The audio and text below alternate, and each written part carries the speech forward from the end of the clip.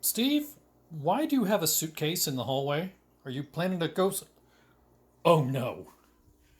No, no, no, no, no. No Texas Hold'em in the workplace. You guys know the rules.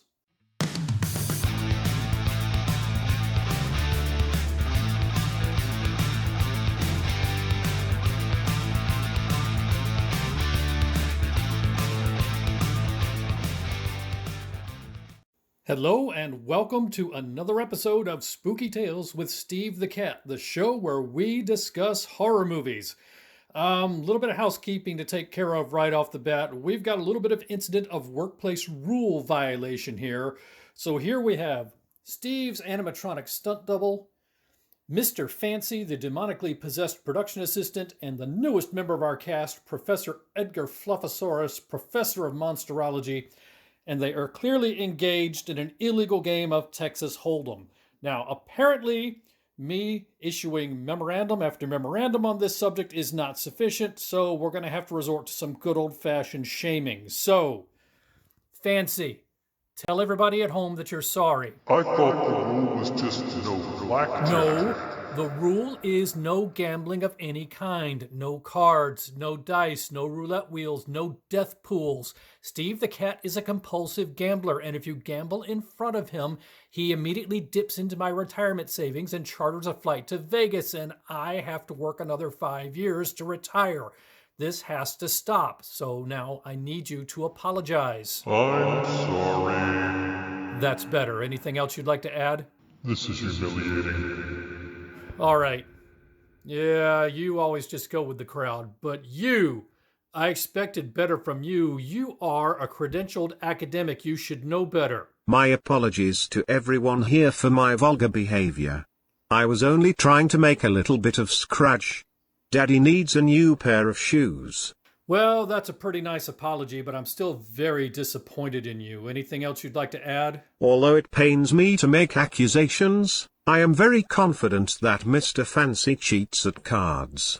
You know, that's entirely possible, but that's not my problem. Anyway, we need to put an end to this.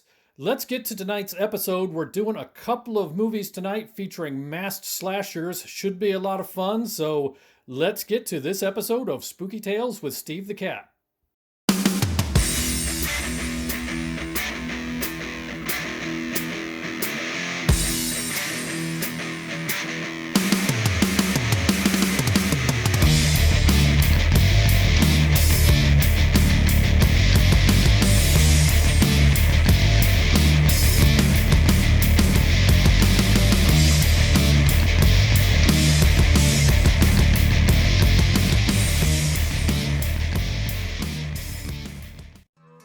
All right, it's once again time for Steve's vocabulary lesson.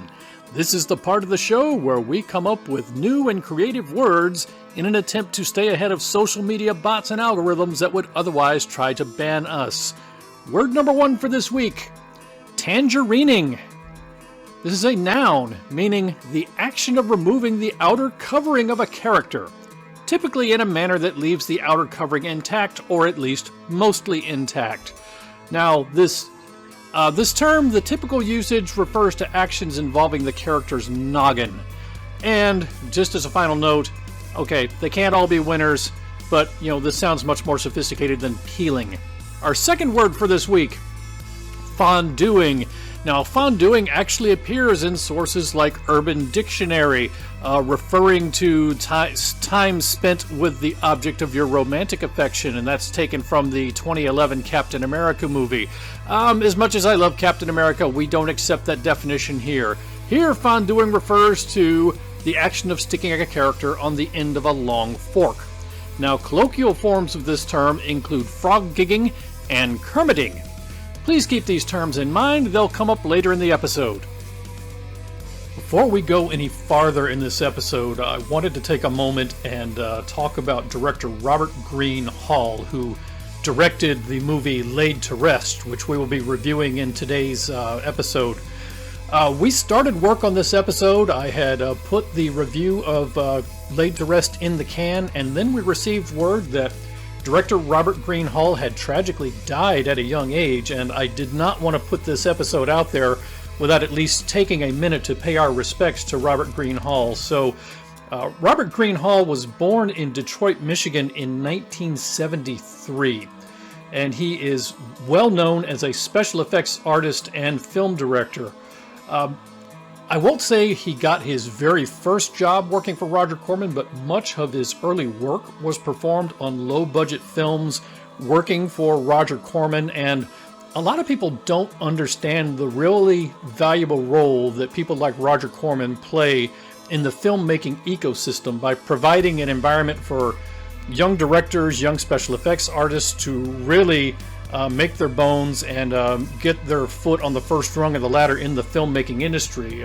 Robert Green Hall was just one of the many who are from the Roger Corman School of Filmmaking. I believe even James Cameron worked for Roger Corman very early in his career.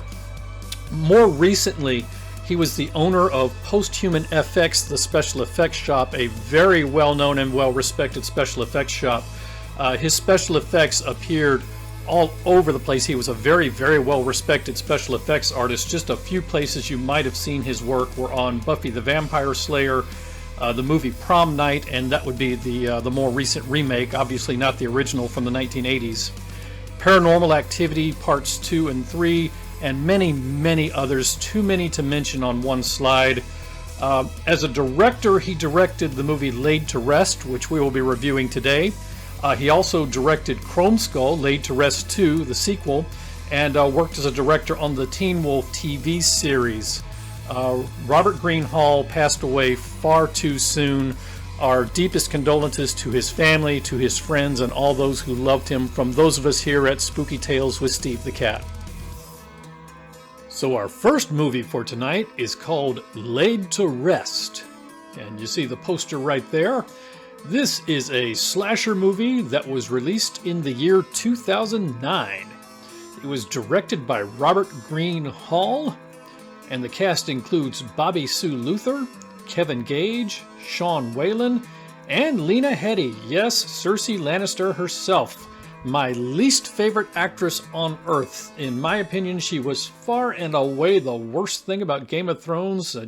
I think she has all the charisma of a glass of milk. I've never been a fan of Lena Headey. You will not see us doing a tribute to Lena Headey on Spooky Tales with Steve the Cat. She's not bad in this movie. I will give her that. So let's talk a bit about Laid to Rest. There is the awesome poster right there. Let's do a film summary. So this is a slasher movie that takes place in an undisclosed rural southern location, presumably Georgia. We know that because, or we can assume that because later on in the movie you encounter some characters who are on their way to Atlanta. They're on a road trip, so, presumably this could be Alabama or Florida, but I'm gonna guess that it was in Georgia. As the movie opens, you have a young woman who wakes up in a casket with no memory of who she is or how she got there.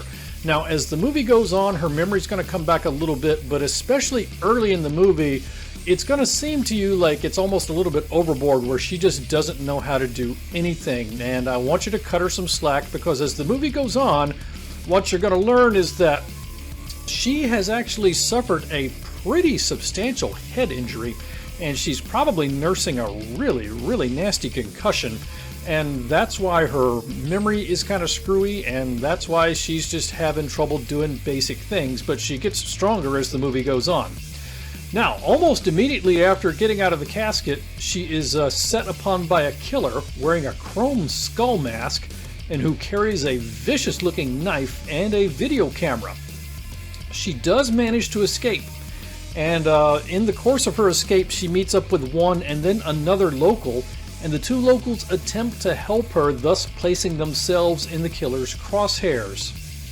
As the movie unfolds, we find out that the killer is responsible for many, many disappearances of young women, and that he has established a playground in this rural area. He's kind of staked out this area because it's far enough away from the city, there's no cell service, there's really not a whole lot of police presence, so he can pretty much have his way with his victims at his leisure without having to worry about a whole lot of law enforcement. So that presents a problem for the lady who has woken up in the casket and her two friends. One interesting thing about this movie is that although the lead actress's memory, the lead actress or the lead character played by Bobby Sue Luther, her memory slowly begins to come back, and we do find out bits and pieces about her. We never truly find out who she is. She's often referred to in this movie as the woman with no name. This is a really, really good movie. This is a really good example of the slasher serial killer genre. Now, this is not the biggest budget movie you've ever seen. And it's not A-list acting, it's not bad acting, it's kind of middle-of-the-road actors.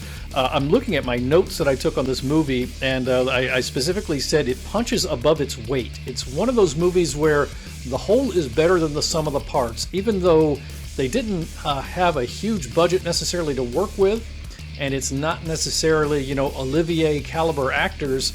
They produced a really compelling movie that I really enjoyed. So let's talk about the villain profile. They never really give him a name in the movie. There is a sequel to this movie, and they call him Chrome Skull. In this movie, they do find a registration in an automobile that belongs to the killer, and it contains the name Jesse Chromeens, so we assume that that's his name, but we're going to call him Chrome Skull for the purposes of this episode. And there you see him right there with his signature knives and his video camera. He belongs to the slasher serial killer class. His special powers, well, he's more or less a guy. His special powers are he does have some pretty significant resistance to pain.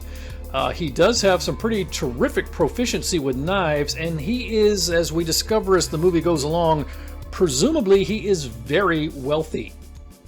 His signature weapon is a clip-point monosteel hunting knife with a sawback, knuckle duster, and nonsensical transverse saw blades that the special effects team presumably thought looked cool but would be a hindrance in real life. You can see the knives there.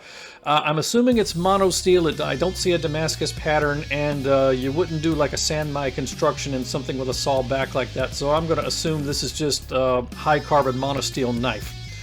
His signature technique includes stabbing, slashing, and denoggening his victims. So that's our villain profile for the movie Laid to Rest. So let's get to the scorecard for our first feature for tonight, Laid to Rest. Kills. 11, plus many dead bodies. There are a lot of dead bodies that are the result of off-screen killings that occurred before the movie starts, so there's a lot of dead bodies, but the movie itself, you get 11 kills.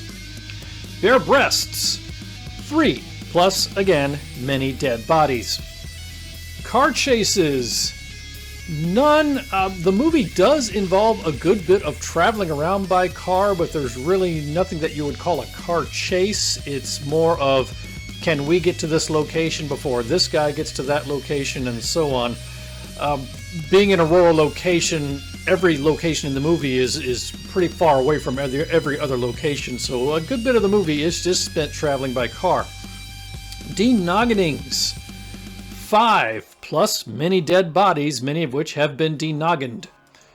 Possumings. 0, but there are 2 near misses, or you could say it's 1 near miss of 2 people, but I'm going to call it 2 near misses. Granny corpse puppetry. Yes, that means exactly what it sounds like. Granny corpse puppetry. Fortunately, it only happens once, but it does happen. Balloon cranioplasty denoggenings. There is one of those. That is included in the 5 from the denoggenings total above. So one of those 5 denoggenings is a balloon cranioplasty denoggening. And you might be wondering, what is a balloon cranioplasty denoggening? Well, just watch the movie and it will become obvious to you.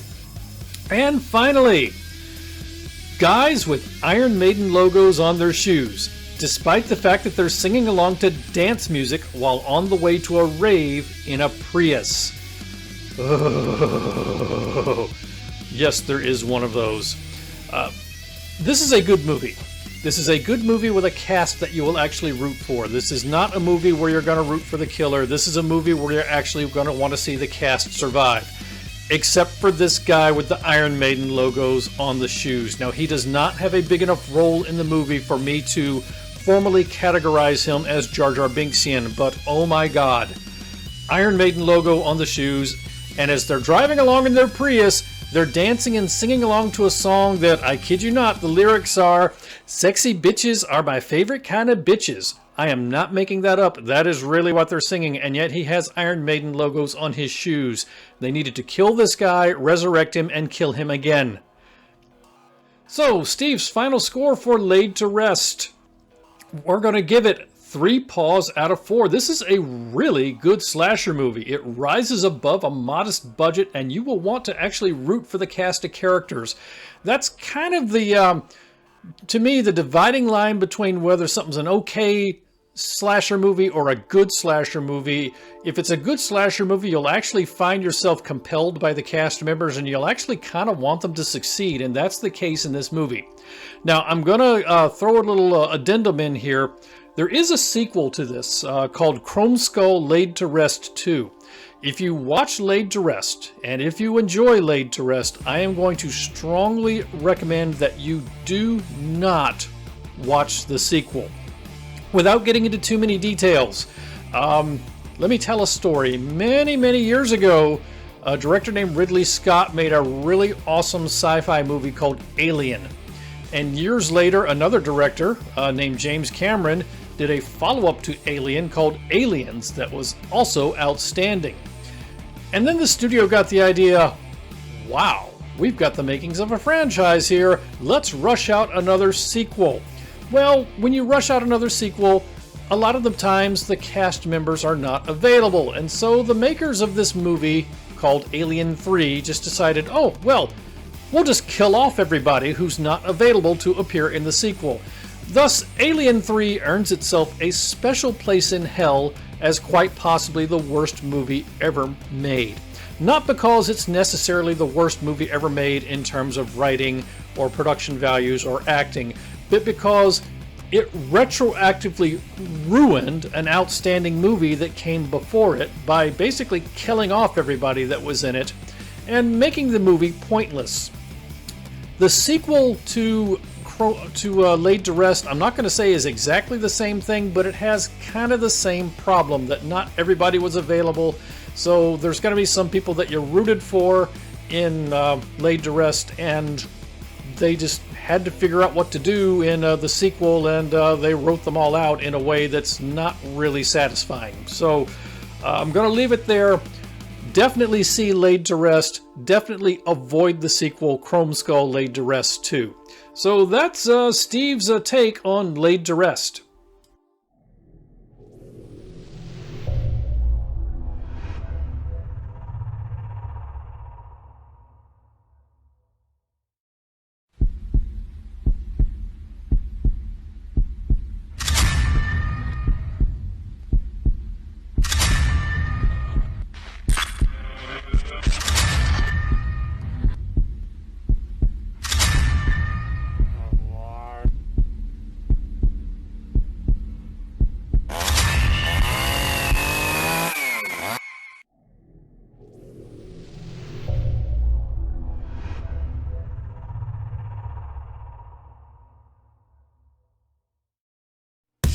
Let's get to the second film in our double feature for this week. Our second film is called The Mask Maker.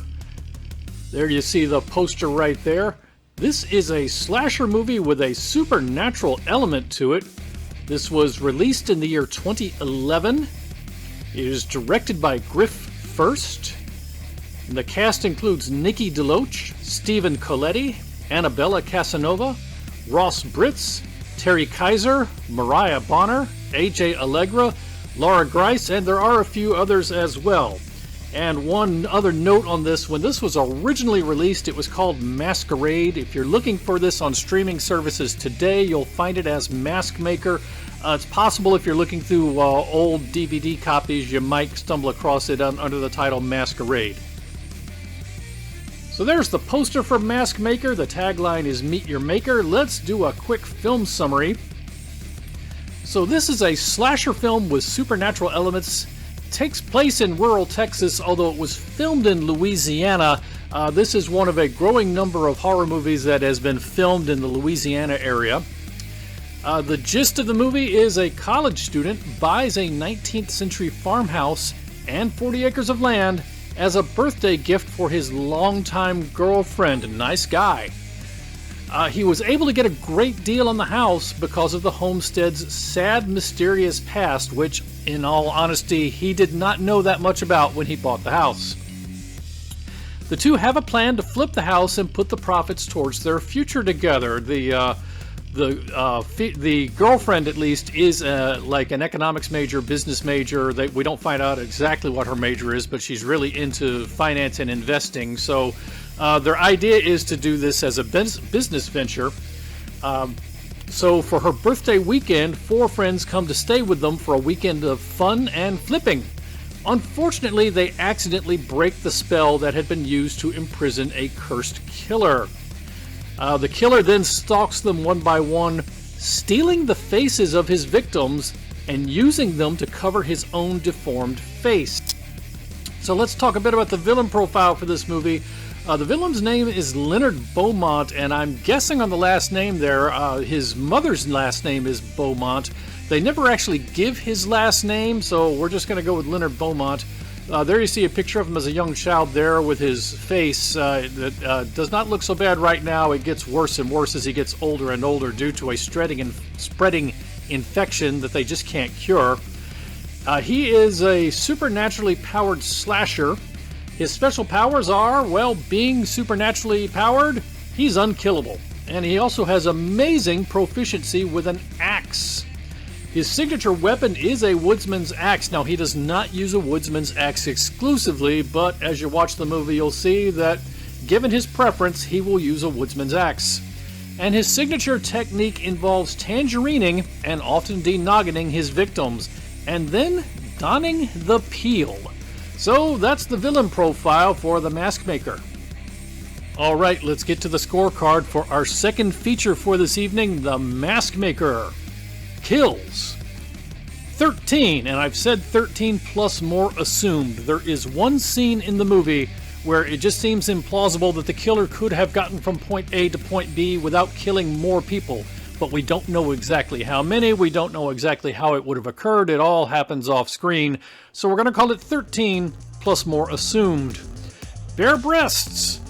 Yeah, there's 4, plus there's also some no-bra t-shirt action and a little bit of side boob getting in and out of the t-shirt.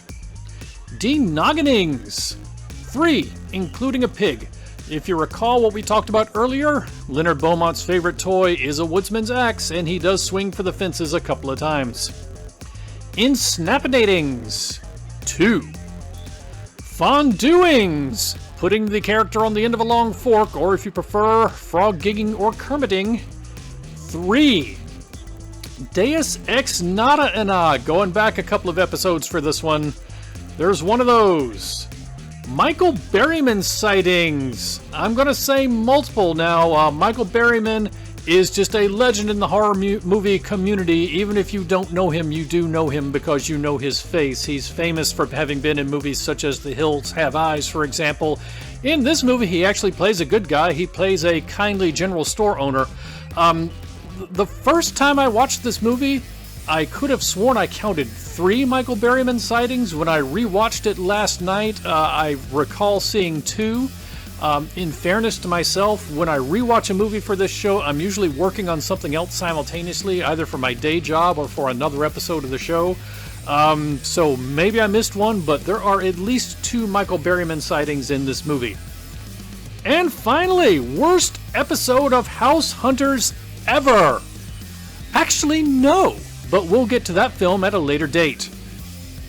So, with your viewing of The Mask Maker, you also get some bonus features, including Treat Williams has been adjusted for inflation. Now, that's kind of harsh. Treat Williams has been around for a long time, and frankly, he's not gained that much weight, but he has been adjusted for inflation a little bit in this film.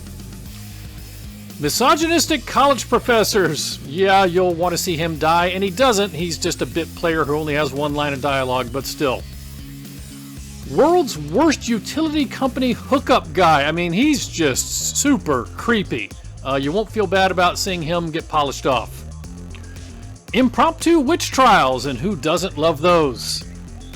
Never pull out the stake. I mean, that's just common sense. I'm sorry. If it takes a stake to kill somebody, you don't ever pull it back out. You get barn sex.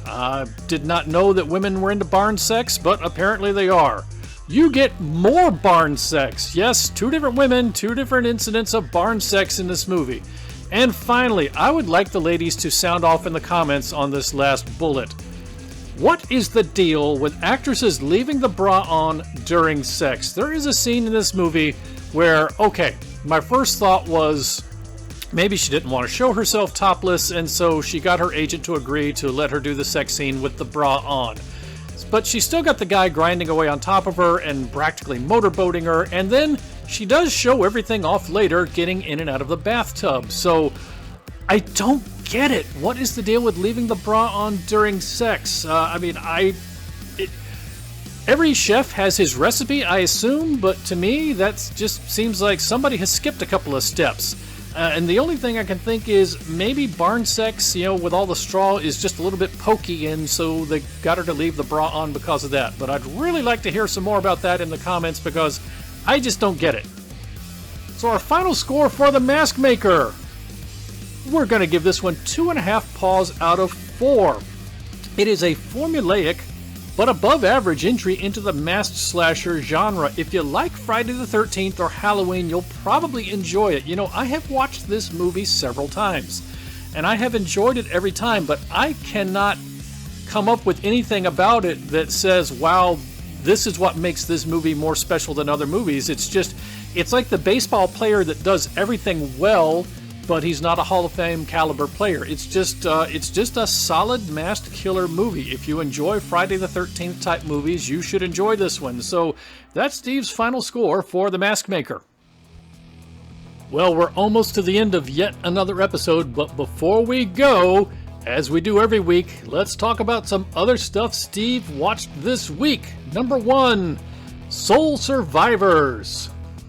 In this movie, college students begin to experience paranormal weirdness after a tragic auto accident. Now, this is a PG-13 teenage girl-friendly horror movie featuring Eliza Dushku, so it's one of those mass market releases that's basically put out there so high school girls can feel like they've watched a horror movie without actually watching an honest-to-God horror movie. I would say even judged on those criteria, it's below average and easy to figure out the twist at the end. I would avoid this one. It's just not that good. I mean, if you've got a teenage daughter or granddaughter or niece or what have you who's looking for something that's got kind of horror movie elements, it's not a bad choice. I think the whole Happy Death Day to Me and Happy Death Day to Me 2 are much better examples of the same kind of genre, but there you go. Second movie, Head Game. In this movie, a hot yoga teacher is roofied. Then she wakes up in a locked building with a camera stuck to her head, along with an assortment of folks in similar condition, and they then have to compete against each other to try to escape from the locked building. So it's kind of a low-budget mashup of The Hunger Games and Saw. I would say it was predictable and formulaic. I would also say it was not bad, but I would say it was nothing special. So it's a solidly middle-of-the-road entry. It's nothing good, it's nothing bad, it's nothing exceptional, either exceptionally good or exceptionally bad. It's kind of filler material. Finally, what I've been meaning to watch for a while, Rubber. An abandoned car tire becomes sentient, develops telekinetic powers, and goes on a rampage. I'm going to say that again in case it didn't sink in the first time around. An abandoned car tire, yes, one of those black rubber things that your car rolls around on, becomes sentient, develops telekinetic powers, and goes on a rampage. Now, if you think this is a serious subject for a movie, you are wrong. This is an intentionally absurd comedy that has fun with things that happen for no reason, and they hit you up with that right up front. So it's actually a very clever and very funny comedy if you're in the mood for a clever comedy. It's actually much more sophisticated than you would think based upon this description. It's even got a bit of a Cabin in the Woods type movie within a movie feel, in that you've got the events of the movie going on, and there's also a group of spectators off on another part of the same area watching through binoculars. So basically you've got the movie unfolding, you've got live spectators watching the movie unfold. We're not sure exactly what the story is behind the live spectators, but there's a storyline that unfolds involving the live spectators in addition to the storyline with the abandoned tire itself, and the stories start to kind of merge in and out, and it's just a lot of fun if you're in the mood for a clever comedy. Now, that said, it is a clever comedy. It is not an uproariously fall-on-your-face hysterical comedy, so there's not lots of sex jokes and poop jokes and things like that. It's more for people that like Monty Python. If you're a Monty Python fan, you'll really enjoy this. If you're the kind of person who can't wait for Jim Carrey's next offering, you might want to skip this one. But anyway, that's some other stuff Steve watched this week. Well, that wraps it up for another episode of Spooky Tales with Steve the Cat. I am Carl the Camera Monkey, your narrator. On behalf of everyone here at Spooky Tales with Steve the Cat, thanks for joining us. And I'm sorry the curiosity is getting to me. I just have to know who was going to win this hand.